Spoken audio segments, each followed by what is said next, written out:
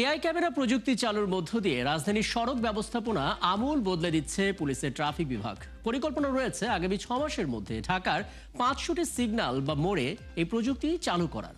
বর্তমানে শহরের 19টি গুরুত্বপূর্ণ মোড়ে এই কৃত্রিম বুদ্ধিমত্তা চালিত এই ট্রাফিক ক্যামেরা প্রযুক্তি চালিত অবস্থায় রয়েছে। পর্যায়ক্রমে রাজধানীর 120টি গুরুত্বপূর্ণ মোড়ে এই প্রযুক্তি আওতায় আসবে। শুরুতে সহকর্মী সাজিদ সরকার একটা প্রতিবেদন আমরা দেখে নেব, তারপর এখান থেকে আলাপটা শুরু করব। দর্শক, রাজধানীর যে সিগন্যালে ঠাঁই দাঁড়িয়ে থাকতো গাড়ির সারি, নষ্ট হতো কর্মঘণ্টা, তাতে এখন স্বস্তির পরশ। দীর্ঘ সারি নেই, অপেক্ষার সীমা সর্বোচ্চ 5 মিনিট। বদলে যাওয়া এই রূপকথার নেপথ্যে রয়েছে আধুনিক এআই প্রযুক্তির ট্রাফিক ক্যামেরা। গাড়ির চাপ অনুযায়ী স্বয়ংক্রিয়ভাবে বদলে যাচ্ছে সিগন্যালের হলুদ, সবুজ আর লাল বাতি। পাশাপাশি 4টি ইন্টারসেকশনের মধ্যে একটি বন্ধ করে দেয়ায় বেড়েছে গতি। একই ছবি রাজধানীর কারওয়ান বাজার, বাংলা মোটর এবং শাহবাগে। প্রতিটি সিগন্যালেই ট্রাফিক আইন মেনেই চলাচল করছে গাড়ি। কারণটি ট্রাফিক ব্যবস্থাপনায় নতুন প্রযুক্তি, যা তৈরি করছে নগরীর সড়কে শৃঙ্খলা। দাবি ডিএমপির ট্রাফিক বিভাগের সাবেক এই অতিরিক্ত কমিশনারের। ভবিষ্যতে দেখা যাবে যে আমরা যদি ঢাকা শহর বা রোডগুলা সব এই ক্যামেরা দিয়ে কভার করতে পারি, তাহলে ট্রাফিক সার্জেন্ট তাদের ম্যানুয়ালি মামলা দেওয়ার খুব বেশি প্রয়োজন হবে না। সেক্ষেত্রে তারা অন্যান্য ট্রাফিক ডাইভার্ট বা জ্যাম কমানো বা ইত্যাদি কাজে থাকতে পারবে এবং মানুষের কমপ্লেনও থাকবে না। কারণ কি, এইসব মামলায় ভিডিও ফুটেজ আছে, কেউ অস্বীকার করতে পারবে না বা কোনো ড্রাইভার তার মালিককে ভুল বোঝাতে পারবে না যে আমি তো আসলে রং পার্কিং করিনি, আমাকে জোর করে মামলা দিয়েছে বা ইনটেনশনাল মামলা দিয়েছে। যেহেতু এখানে প্রুফ আছে, অতএব এইটা বলা যায় যে যুগান্তকারী পদক্ষেপ হয়েছে। তবে প্রযুক্তির এই সুফল ধরে রাখতে প্রধান সড়কে বড় বাধা রিকশার অবৈধ প্রবেশ। ভেঙে পড়ছে লেনের শৃঙ্খলা, তৈরি হচ্ছে ঝুঁকি। এই অটোরিকশাকে কিন্তু ডিএমপি মেইন রোডে ডিএমপি প্রায় মিটিং করতো অটোরিকশার মালিক সমিতি বা শ্রমিক সমিতির সাথে, যে বাস চলে এমন রাস্তায় যেন অটোরিকশা না আসে, আপাতত অলিতে গলিতে চলুক। শতভাগ শৃঙ্খলা ফেরাতে এআই প্রযুক্তির পাশাপাশি সড়কগুলোকে সম্পূর্ণ রিকশামুক্ত রাখার পরামর্শ এই সাবেক ট্রাফিক কর্মকর্তার। সাজিদ সরকার, 71, ঢাকা। নিয়ম তৈরি করার পর সেটা ভাঙার জন্য সম্ভবত কিছু মানুষ বরাবরই তৎপর থাকে। এই যেমন রাজধানী জুড়ে এআই ক্যামেরা যখন বেসামাল চালকদের দিকে নজর রাখছে, তখন তারা কৌশলে নিজেদের যানবাহনের চলাচলের যে লাইন সেটা বদলে ফেলছে। এখন এটা দিয়ে তো আর এআই ক্যামেরায় ধরা পড়ছে না, ফলে তারা পার পেয়ে যাচ্ছে। ওদিকে ঝড় কিংবা বৈরী আবহাওয়াতে আমরা শুনতে পাই যে কিছু এআই ক্যামেরা বিকল হয়েছে। একটা প্রশ্ন তো অনেকেই এখন করেন যে যারা এই প্রযুক্তি সেবা দিচ্ছেন তারা নিজেরা কতটা প্রযুক্তিগতভাবে দক্ষ হয়ে উঠছেন। শুধুমাত্র রাজধানীতেই কেন নজরদারি, অন্য বিভাগীয় যে সমস্ত শহরগুলো রয়েছে সেখানেও তো প্রয়োজন। সেটা নিয়ে আসলে ভাবনাটা কি, সবটার উত্তর খুঁজতে চাই। এই মুহূর্তে আমার সঙ্গে আছেন সাবেক ডিএমপি কমিশনার মোহাম্মদ সরওয়ার এবং আছেন সহকর্মী সাজিদ সরকার। আপনি দুজনকে স্বাগত জানাচ্ছি, কৃতজ্ঞতা আমাকে সময়টা দেওয়ার জন্য। এবং সাজিদ সরকার, আপনি মোহাম্মদ সরওয়ারের সঙ্গে পডকাস্ট করছিলেন 71 পডকাস্টে, সেটা এখনও আমাদের সোশ্যাল মিডিয়াতে আছে। সেখানে অনেক বিস্তারিত বিষয়গুলো এসেছে, আপনি বরাবরই প্রতিবেদন তৈরি করেছেন এবং অনেক প্রশ্ন আসলে জড়ো হয়েছে। সেখান থেকে কয়েকটি একটু জেনে নিতে চাই। শুরুতে একটু বলবেন আসলে এই এআই ভিত্তিক ক্যামেরা কি কি সেবাগুলোকে কভার করছে, অর্থাৎ একজন চালকের কোন কোন বিষয়গুলো নজরের মধ্যে রাখছে? শুধুমাত্র রাস্তার যে মোড়, সেই মোড়টাকে কি কভার করছে নাকি গোটা রাস্তাটাকেই তারা নজরের আওতায় আছে? একটা ধারণা দেবেন শুরুতে, তারপর আমরা এগোতে থাকবো। জি দেখুন রাকিব, এই যে এআই প্রযুক্তি, যে প্রযুক্তি বলা হোক না কেন, বা এই যে আর্টিফিশিয়াল ইন্টেলিজেন্স এর যে ক্যামেরাগুলো প্রতিস্থাপন করা হয়েছে, এই ক্যামেরাগুলো মূলত আসলে যখন কিনা আসলে সিগন্যালে প্রথম বসানো হলো, মানুষের মাঝে সচেতনতা থেকেই বলি কিংবা মামলার ভয়ে বলি, মানুষ কিন্তু পরিবর্তন হতে শিখেছে।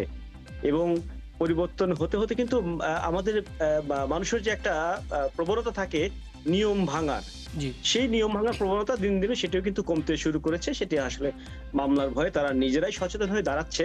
তবে এখানে এই ক্যামেরাগুলো মূলত যেটি কাজ করে থাকে সেটি হচ্ছে, যখন কিনা আসলে সিগন্যাল পড়ছে, সেই সিগন্যালগুলো যদি কোনো চালক ভায়োলেট করেন এবং তিনি অযাচিত পার্কিং করেন, সেই ক্ষেত্রে কিন্তু আসলে ভিডিও মামলাগুলো কিন্তু সেই সংশ্লিষ্ট চালকের মোবাইল নাম্বারে গিয়ে কিন্তু সেটি যাচ্ছে।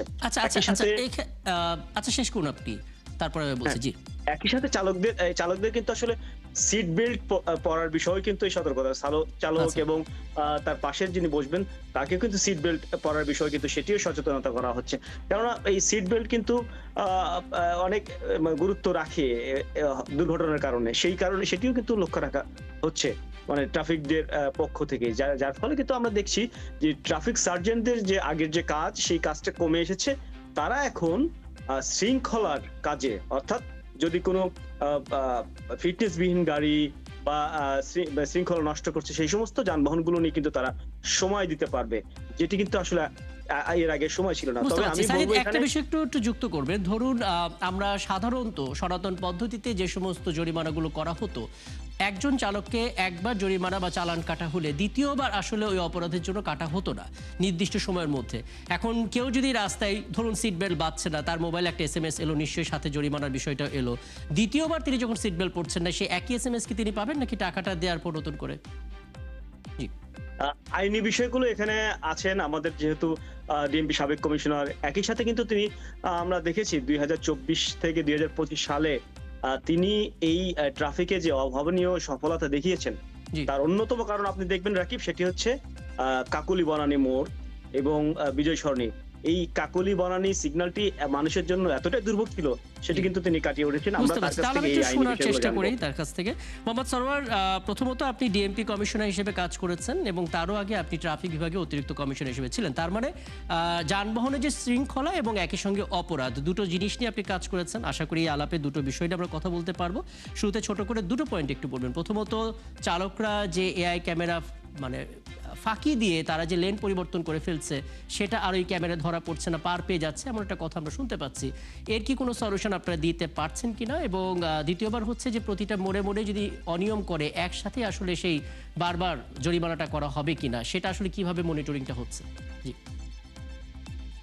ধন্যবাদ 71 টিভি এবং সম্মানিত দর্শকদের। জরিমানা দ্বিতীয়বার যদি কেউ অপরাধ করে তাহলে নরমালি জরিমানা ডাবল হয়ে যায়। আচ্ছা। আগেরটা পরিশোধ না করলেও সেকেন্ড টাইম ভায়োলেশন বা এ ধরনের মোটর যান অধ্যাদেশ যারা ভায়োলেট করবে তাদের জরিমানা ডাবল হয়ে যায়। আরেকটা প্রশ্ন করেছেন যে লেন পরিবর্তন করা বা এদিক সেদিক দিয়ে পার পেয়ে যাওয়া। ক্যামেরার সংখ্যা যত বেশি থাকবে বা ক্যামেরা যেখানে কভার করা থাকবে সেখানে লেন পরিবর্তন করলেও মামলা করা যাবে, অ্যাজ ওয়েল এজ এই ক্যামেরা ফাঁকি দিয়ে কোনোভাবেই যারা মোটরযান আইন ভায়োলেট করে পার পাবে না। প্রত্যেকেরই ফুটেজ অটোমেটিকভাবে সফটওয়্যারে অ্যালগোরিদম দেওয়া আছে, এই অ্যালগোরিদম অনুযায়ী যা যা লজিক সেট করে দেওয়া হয়েছে সেই অনুযায়ী যে ভায়োলেট করবে তার বিরুদ্ধে মামলা হবে বা প্রসিকিউশন হবে। একটা বাস্তবতা অনেকেই শেয়ার করেন আমাদের কাছে, অনেকেই রাস্তায় নামলে সেটা টের পান যে খুব সচেতনতার সাথে ব্যক্তিগত গাড়ি একজন চালাচ্ছেন, কিন্তু মুশকিল হচ্ছে তার কাছ থেকে হঠাৎ কোনো বাইক বা কোনো ব্যাটারি চালিত রিক্সা বা কোনো ইজি বাইক চলে এলো, তাকে বাঁচাতে গিয়েও কিন্তু ওই চালককে কিছুটা বিপাকে পড়তে হয়। AI ভিত্তিক ক্যামেরাগুলোতে আসলে ইজি বাইক বা ব্যাটারি চালিত রিক্সা কতটা মাথা ব্যথা তৈরি করছে, আলাদা করে সেগুলো নিয়ে ভাবছেন কিনা আসলে? ধন্যবাদ। ইজি বাইক বা ব্যাটারি চালিত অটোরিকশা এগুলো তো সমস্যা তৈরি করছে, যেহেতু রেজিস্ট্রেশন নেই, তার মানে কোনো রেজিস্ট্রেশন নাম্বার প্লেট নেই। যেসব গাড়ির বা যানবাহনের রেজিস্ট্রেশন নাম্বার প্লেট আছে সেগুলো অবশ্যই AI ক্যামেরায় ধরা পড়ছে এবং সেই অনুযায়ী ব্যবস্থা নেওয়া হচ্ছে। তবে ব্যাটারি চালিত অটোরিকশা রেজিস্ট্রেশন না থাকায় সমস্যা হচ্ছে। ভবিষ্যতে এই সমস্যা কিভাবে পার পাওয়া যায় সেই অনুযায়ী ডিএমপি সহ সংশ্লিষ্ট বিশেষজ্ঞরা কাজ করছেন। আশা করি এই সমস্যার সমাধান করা যাবে। তবে কোনো কারণে কোনো প্রাইভেট কারের ড্রাইভার যদি অটোরিকশাকে বাঁচাতে যে ভায়োলেট করে সেই ফুটেজ কিন্তু ডিএমপি ট্রাফিকের কর্মকর্তারা রিভিউ করে দেখার পরে মামলার পদক্ষেপ নেয়। যদি দেখা যায় যে মামলা করার মতো বিষয় নেই, আসলেই সে একজনকে বাঁচাতে যে লেন ভায়োলেশন বা সিগন্যাল ভায়োলেট করছে, তখন ওইসব বিষয়ে মামলা করা হয় না। অর্থাৎ এই পরিমাণ মামলা করা হয়। লোকবল কি আপনাদের আছে? মানে রাস্তায় সারাদিনই যদি অজস্র এরকম ঘটনা ঘটে, সবটা তো মনিটরিং করা, ফুটেজ দেখে বিশ্লেষণ করা, SMS পাঠানো, এই কর্মযোগ্যতা একটা মানে বড় সংখ্যক জনবলের প্রয়োজন আছে আপনাদের এগুলো এখন পর্যন্ত? এই কর্মযোগ্য তো রাস্তা না, শুধুমাত্র অফিসে বসে করা হয়, অর্থাৎ জি ক্যামেরার ফুটেজ গুলি সংগ্রহ করা হয় এই সফটওয়্যারের মাধ্যমে। 24 ঘন্টায় একটা ক্যামেরায় হয়তো 100 ভায়োলেশন হলো, এই 100 ভায়োলেশনকে যেখানে রিভিউ করার প্রয়োজন হয় 20-25টা, সেগুলো রিভিউ করা হয়, রিভিউ করে তারপরে মামলার পদক্ষেপে যাওয়া হয়। লোকবলকে প্রশিক্ষণ দিয়ে ডেভেলপ করা হয়েছে বা প্রশিক্ষণ চলমান। জি বুঝতে পারছি। আর একটা বিষয় একটু জেনে তারপর আমি অন্য প্রসঙ্গে আসবো সাজিদ সরকারের কাছে। মোহাম্মদ সারোয়ার একটু বলবেন, আমার সহকর্মী একটু আগে কথা হচ্ছিল তার সঙ্গে অফিয়ারে, প্রতিবেদন তৈরি করতে গিয়ে এমন তথ্য তিনি জেনেছেন যে বৈরী আবহাওয়া, বৃষ্টি কিংবা বজ্রপাত নানা কারণে এই এআই ভিত্তিক ক্যামেরাগুলো তখন বিকল হয়ে যায় এবং রাতের বেলা আসলে চালকের গায়ে সিট বেল্ট আছে কিনা সেটা ডিটেক্ট করার ক্ষেত্রেও নানা রকমের ভোগান্তি তৈরি হয় বা সেখানে হয়তো মিসরিডিং আসতে পারে। এগুলো কি আপনাদের নজরে আছে বা কিভাবে এগুলো ডিল করেন আপনারা? ডিএমপি ট্রাফিকে এগুলা মনিটর করছে। রাতের বেলা সিট বেল্টটা প্রায়োরিটি হয়তো একটু কম। নর্মালি ভায়োলেশন এর কারণে বেশি মামলা করা হয় রেড লাইট ভায়োলেশন বা স্টপ লাইট ভায়োলেশন। এরপরে উল্টা রাস্তায় সিগন্যাল বা ক্রসিং দিয়ে গাড়ি চালনা বা সিগন্যাল বা ক্রসিং এ দাঁড়িয়ে অবস্ট্রাকশন তৈরি করে যাত্রী ওঠানামা করা এবং লেন পরিবর্তন করা, এগুলো প্রায়োরিটি। জি সিট বেল্ট প্রায়োরিটিটা একটু পরে। তারপর অনেক ক্যামেরায় রাতের বেলা দেখা যায় লাইট না থাকলেও কিন্তু ক্যামেরা কিন্তু রিড করতে পারে, সেই ধরনের ক্যামেরাও আছে। অতএব ওগুলো যাচাই বাছাই করে ডিএমপি কাজ করছে। আচ্ছা, আমি এরপরে যখন আপনার কাছে আসবো তখন জানার চেষ্টা করব, এখন পর্যন্ত আমরা দেখতে পাচ্ছি রাজধানী কেন্দ্রিকই সব ভাবনা, রাজধানীর বাইরেও তো আমরা নানা রকম যানজট দেখি, সেটা নিয়ে আপনাদের ভাবনাটা কি? এবং যেহেতু আপনি অপরাধ দমন বিভাগেও ছিলেন, অর্থাৎ পুলিশে সরাসরি কাজ করেছেন, সেই হিসেবে এই এআই ভিত্তিক ক্যামেরা শুধুমাত্র রাস্তাঘাটের উপর নজর রাখবে নাকি অপরাধের দিকেও ব্যবহৃত হবে, একটু জানার চেষ্টা করব। সাজিদ, দুটো পয়েন্ট একটু বলে নেবেন। আমরা দেখেছি গাড়ি ঠিক মতো চালানো হচ্ছে কিনা, চালক সিট বেল্ট পড়ছে কিনা, লাইন অমান্য করছে কিনা, এই সব কিছু এই ক্যামেরায় ধরা পড়ে। কিন্তু যেটা ধরা পড়ে না ওই গাড়ির ফিটনেস আছে কিনা। বেশিরভাগ ক্ষেত্রে গণপরিবহনের ক্ষেত্রে আমরা দেখি ফিটনেসবিহীন গাড়িগুলো রাস্তার মোড়ে যন্ত্রতন্ত্র নামিয়ে লোকজন ওঠানামা করছে, বেশি ভাড়া নিচ্ছে, নানা কিছু জটিলতা, এগুলো তার ক্যামেরায় ধরা পড়ে না। এগুলোর সমাধান না হলে আদৌ এই ক্যামেরার সুফল পাওয়া যাবে কিনা ঠিকঠাক মতো? এগুলো যেমন সমাধান হওয়া দরকার, একই সাথে আরো একটি গুরুত্বপূর্ণ বিষয়, সেটি হচ্ছে যে আমাদের প্রতিটি সড়কে যে সমস্ত যানবাহন চলে, এখন তো দেখছি আমরা রিক্সাও চলছে, একই সাথে মোটরসাইকেল, রিক্সা, গ্যাস চালিত সিএনজি, ব্যক্তিগত পরিবহন এবং গণপরিবহন চলছে। লেন মাত্র 4টি। আমি যদি বনানী কাকলী সড়কের কথা বলি, 4টি সড়ক, চারটি লেন, 4টি লেনে বড় গাড়ি, তারপর প্রাইভেট গাড়ি, এরপর সিএনজি এবং মোটরসাইকেল চলার কথা। কিন্তু আমরা দেখি যে প্রত্যেকটি যানবাহনই ঘন ঘন লেন পরিবর্তন করে। কখনো মোটরসাইকেল রাস্তার মাঝখানে চলছে, কখনো ডান পাশে চলছে, কখনো সিএনজি বাম পাশে, কখনো ডান পাশে। এই যে ঘন ঘন লেন পরিবর্তন, এর ফলে যে বিশৃঙ্খলা, এই বিশৃঙ্খলা এটি আমরা শুধুমাত্র আমাদের বাংলাদেশেই দেখে থাকি। আপনি দেখবেন আমাদের পার্শ্ববর্তী দক্ষিণ এশিয়ার দেশগুলোতেও এরকম বিশৃঙ্খলা কোথাও নেই, এবং সেসব দেশে কিন্তু ট্রাফিক সার্জেন্ট বা ট্রাফিক সদস্যদের আমরা চোখে দেখি না, কেননা তারা এই নিয়ম, অর্থাৎ এআই ট্রাফিক সিস্টেমই বলি আর সিগন্যাল বলি, সবকিছু মেনে চলে। আসলে এই সচেতনতা আমাদের প্রত্যেক চালকের হওয়া যেমন উচিত, একই সাথে ট্রাফিক সার্জেন্ট যারা রয়েছেন তারা যদি আরো কঠোর হন, এই ঘন ঘন লেন পরিবর্তনের যারা করবে তাদের বিরুদ্ধে যদি আইনানুগ ব্যবস্থা নেন, তাহলে যেমন এটি কমে আসবে। একই সাথে আপনি বলছিলেন ফিটনেসবিহীন যানবাহন, বিশেষ করে গণপরিবহনে এই ফিটনেসবিহীন যানবাহনের সংখ্যা অনেক বেশি। এর আগে উদ্যোগ নেওয়া হয়েছিল ডিএমপি থেকে এবং বিআরটির পক্ষ থেকে, সিটি কর্পোরেশন পক্ষ থেকে, যে 20 বছরের অধিক যে সমস্ত যানবাহন রয়েছে সেগুলো একেবারেই তারা উঠিয়ে নেবেন, কিন্তু সেটি কিন্তু পারেননি। কেন পারেননি? মালিক সমিতির যে সিন্ডিকেট এই কারণে পারেননি। তারা কিন্তু এই ফিটনেসবিহীন যানবাহনগুলো নতুন করে রং করে আবার অনেকে এনেছেন, অনেকে আবার সেটি ফিটনেসবিহীন যানবাহন চলাচল করছেন। এই যানবাহনগুলো আমরা দেখি এই ট্রাফিক সদস্যরা বা সার্জেন্টরা যখন দাঁড় করিয়ে মামলা দেওয়ার চেষ্টা করে, তখন মালিক পক্ষ থেকে ফোন করে রিকোয়েস্ট করে সেটি আর আবারও দ্বিতীয়বারের মতো চলাচল করে, এবং তাদের বিরুদ্ধে প্রথমবার মামলা বা প্রসিকিউশন দেওয়া হলে ওই যে তারা একটি কাগজ পেল, সেই টোকেনটা নিয়েই তারা দিনের পর দিন আবার একইভাবে চলাচল করে। একদম এই একদম আমরা কারণে দেখেছি যে আসলে একবার ওই যে কাগজটার মধ্যে মামলা দেয়া হয়েছে, এই সিলটা সেখানে আছে, পরবর্তী ট্রাফিক সার্জন যখন সেটা ধরছে উনি এই কাগজটা দেখাচ্ছেন এবং বেঁচে যাচ্ছেন বারবার, আমরা সেটাই বেঁচে যাচ্ছেন, দেখেছি। right. আমি একটু মোহাম্মদ সরোয়ার একটা ছোট্ট বিষয় একটা তো করে গিয়েছিলাম আপনার কাছে, তারপর একটা বিষয় একটু শুরুতে জেনে নিই। সাধারণ মানুষের জায়গা থেকে কিছু কাজ আমরা দেখি যেটা রীতিমতো হতাশ করে। সবাই না, কেউ কেউ এই কাজটা করেন যে যখন সিগন্যাল ছেড়ে দিল, গাড়ি ঘোড়া চলা শুরু করলো, পাশে হয়তো ফুটওভার ব্রিজ আছে সেটা ব্যবহার না করে সরাসরি ঝুঁকি নিয়ে রাস্তা পার হচ্ছে, এমনকি রাস্তার আইল্যান্ডের মাঝখানে যদি ছোট কাটা থাকে সেখান দিয়েও তারা রিস্ক নিয়ে পার হচ্ছে। এগুলো না সামলালে তো আসলে এআই ভিত্তিক ক্যামেরা 10টা লাগালেও কোনো কাজ হবে না একটা রাস্তায়, কি বলবেন? ধন্যবাদ। ভালো প্রশ্ন বা ভালো ইস্যু। জি এইটা ডিএমপির প্ল্যানে ছিল, হয়তো এখনো প্ল্যান চলছে, যে রাস্তায় কিন্তু বিশৃঙ্খলা শুধু যানবাহন চালকদের কারণেই নয়। জি দ্বিতীয় আরেকটা কারণ হলো আমাদের পেডেস্ট্রিয়ান বা পথচারীর যত্রতত্র রাস্তা পারাপার বা জি ফুটপাত ব্যবহার না করে রাস্তা দিয়ে হাঁটা, জেব্রা ক্রসিং বা ফুট ওভার ব্রিজ পার না হয়ে রাস্তায় পারাপার হওয়া, জেব্রা ক্রসিং বা ফুট ওভার ব্রিজ ব্যবহার না করা। জি এবং মোটরযান আইনে আছে যত্রতত্র রাস্তা পার হলে যে কোনো পথচারীর জরিমানা করা যাবে। জি সেই হিসাবে বিপুল সংখ্যক পথচারী এই মোটরযান আইন ভায়োলেট করে।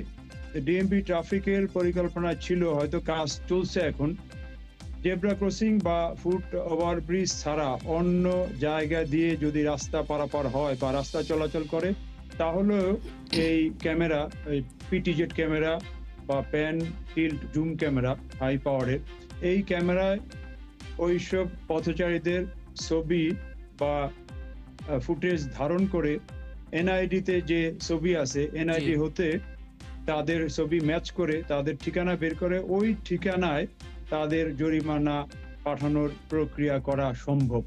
অতএব এটা হলে পথচারী কর্তৃক যত্রতত্র রাস্তা পার হওয়া বন্ধ হবে, তারা ঠিকই ফুট ওভার ব্রিজ বা জেব্রা ক্রসিং ব্যবহার করবে।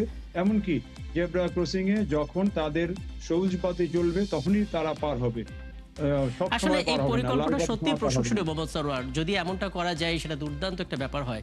কিন্তু মুশকিল হচ্ছে আমাদের এনআইডি কার্ডে যে ছবিগুলো ব্যবহার করা হয়, যার এনআইডি কার্ড তিনি হয়তো সেই ছবিটা নিজেকে দেখেই যে চিনতে পারেন না, কাজে আমরা ক্যামেরা দিয়ে কিভাবে তাকে দেখবো, চিনবো আর মামলাটা দিব। একটা ছোট্ট প্রশ্ন, একটু হালকা হতে পারে, তারপর একটু জানা দরকার মোহাম্মদ সরোয়ার, অনেকে এটা জানতে চান। আমাদের যেখান থেকে ম্যানহোলের ঢাকনা পর্যন্ত চুরি হয়ে যায় সেখানে সিসি ক্যামেরা নিজে কতটা নিরাপদ? মোহাম্মদপুরে আপনার যে নগর রক্ষা ক্যামেরাগুলো দেখি সিসি ক্যামেরা, সেটাও চুরি হতে শুনেছি, এবং সেটা খুঁজতে গিয়ে যেই পুলিশ কর্তৃপক্ষ গিয়েছিলেন তার মোবাইলও হারিয়েছে এবং সাংবাদিকদের মোবাইলও তো অ্যাভেলেবেল হারায়। তারপরে কিছু কিছু জায়গায় এত বেশি ছিনতাইকারী এবং চোরের উৎপাত আছে, সেখানে আসলে সিসি ক্যামেরাগুলো কতটা নিরাপদ? আপনাদের এটার জন্য আলাদা কোনো পরিকল্পনা আছে কিনা? জি এটার জন্য ডিএমপির পরিকল্পনা আছে। এজন্যই আসলে পিটিজেড ক্যামেরা এখন নরমাল বুলেট ক্যামেরার চেয়ে পিটিজেড ক্যামেরা হাই পাওয়ার, এই ক্যামেরাগুলা 20 ফিট উপরে লাগালে চুরির সম্ভাবনা কম। অতএব 20 ফিট উপর থেকে জুম করে যে কোনো ব্যক্তির ছবি আইডেন্টিফাই করা সম্ভব এবং গাড়ির রেজিস্ট্রেশন প্লেট আইডেন্টিফাই করা বা রিড করা সম্ভব। এজন্য আগে ডিএমপির প্রায় 600-এর উপরে ক্যামেরা লাগানো ছিল, এর মধ্যে পিটিজেড ছিল মাত্র 80 বা 83 এরকম। এখন নতুন প্রজেক্টের আওতায় মোহাম্মদপুরে আরো প্রায় 700 ক্যামেরা লাগানো হবে, এর মধ্যে পিটিজেটের সংখ্যা বেশি কভার করা হচ্ছে। এছাড়াও আরো একটি বড় প্রজেক্টের আওতায় ঢাকা শহরে 11,000 ক্যামেরা লাগানোর প্রজেক্টটা পাস হলে শুরু হবে। এর মধ্যে 2,000 থাকবে ট্রাফিক সংক্রান্ত ক্যামেরা বা ট্রাফিকের ভায়োলেশন যেখানে হয় সেখানে থাকবে, বাকি 9,000 ক্যামেরা থাকবে ক্রাইম ডিটেকশন করার জন্য। আশা করি এই পিটিজেড বা হাই পাওয়ার ক্যামেরা লাগালে চুরিও কমবে এবং ক্যামেরার সাহায্যে আমাদের ক্রাইম আইডেন্টিফিকেশন এবং মোটরযান আইন ভায়োলেশন যারা করে তাদেরকেও সহজে আইডেন্টিফাই করা যাবে। চমৎকার। আসলে এটাই আপনার কাছে জানতে চাইছিলাম যে অপরাধ দমন এবং ট্রাফিক কন্ট্রোল দুটো একসাথে নিশ্চয়ই আপনারা ভাবছেন। সাদি সরকারের সঙ্গে যখন কথা হচ্ছিল একটা পয়েন্ট আমরা জানছিলাম, সেটা জেনেই আসলে মোহাম্মদ সরোয়ার আপনার সঙ্গে আলাপটা শেষ করব। রাজধানীর মধ্যে আছে, রাজধানীর বাইরে কবে যাবে, কোনো ডেডলাইন আপনারা দিতে পারেন কিনা, কোনো পরিকল্পনা? জি মোহাম্মদ সরোয়ার। এই ক্যামেরা আমি ডিএমপিতে কাজ করেছি তখন, যেহেতু এই সফটওয়্যার মোটরযান আইন ভায়োলেশন সফটওয়্যার পিটিজেড ক্যামেরার সাথে অ্যাড করে এটা করা হচ্ছে এবং আমার আশা আছে অলরেডি হাইওয়ে পুলিশ হয়তো এই ব্যাপারে কাজ করছে। চিটাগং মেট্রোপলিটন পুলিশও কাজ করছে, আমার সাথে পার্সোনালি কথা হয়েছে। অন্যান্য মেট্রোপলিটন পুলিশ প্লাস অন্যান্য জেলা এই সফটওয়্যার ইউজ করে বা এই ধরনের ক্যামেরা ইউজ করে কিন্তু মোটরযান আইন ভায়োলেশনের এই প্রক্রিয়া সারা দেশেই বিস্তৃত করতে পারে। অনেক ধন্যবাদ আপনাদের দুজনকে সময়টা দেওয়ার জন্য। নিশ্চয়ই পরবর্তীতে কথা হবে এবং সাজিদ সরকার, নিশ্চয়ই আপনি যেই পডকাস্টটা করেছেন আসলে সিসি ক্যামেরা নিয়ে এবং নগর রক্ষার জন্য যে এআই ভিত্তিক ক্যামেরা নিয়ে, নিশ্চয়ই পরবর্তীতে এখানে আসলে সাধারণ মানুষের সচেতনতার জায়গাটা কি হবে সেটা নিয়েও পরবর্তীতে হয়তো আপনার কাছ থেকে আমরা সেরকম পডকাস্ট কিংবা এরকম প্রতিবেদন পাবো। ধন্যবাদ দুজনকে এই সময়টা দেওয়ার জন্য। এবং দর্শক, আমাদের সঙ্গে ছিলেন সাবেক ডিএমপি কমিশনার মোহাম্মদ সরোয়ার এবং আমার সহকর্মী সাজিদ সরকার ছিলেন। এই ছিল আজকের আয়োজনে। আগামীকাল ঠিক রাত 10টায় দেখা হবে নতুন কোনো বিষয় এবং তার বিস্তারিত নিয়ে। থাকুন ৭১-এর সাথে।